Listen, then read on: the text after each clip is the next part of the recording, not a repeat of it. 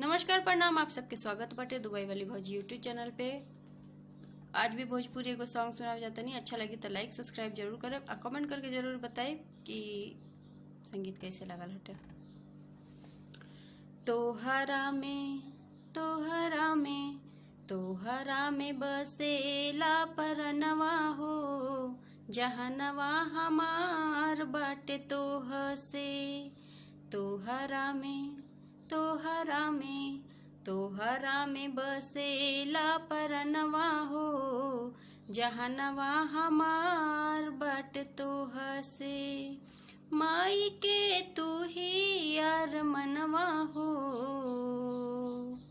माई के तू ही यार मनवा हो, जहनवा हमार बाटे तोह से।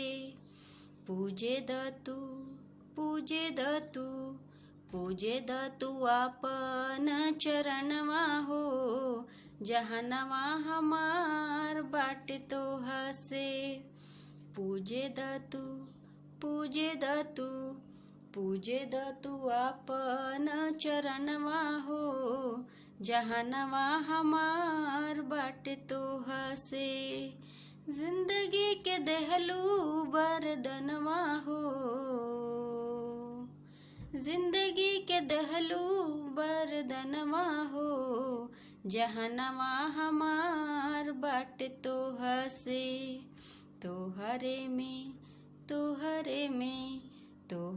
में बसेला परनवा हो, जहनवा हमार बाटे तोह से। तू ही हवा सूरज, तू ही हवा चनवा, तोह से अंजोर बाटे मन के अंगनवा। तू ही हवा सूरज, तू ही हवा चंदवा, तोह से अंजोर बाटे मन के अंगनवा। देवी समान तू ता बसलू ये मान में, सुख और श्रद्धा बाटे तोहरे चरण में। ममता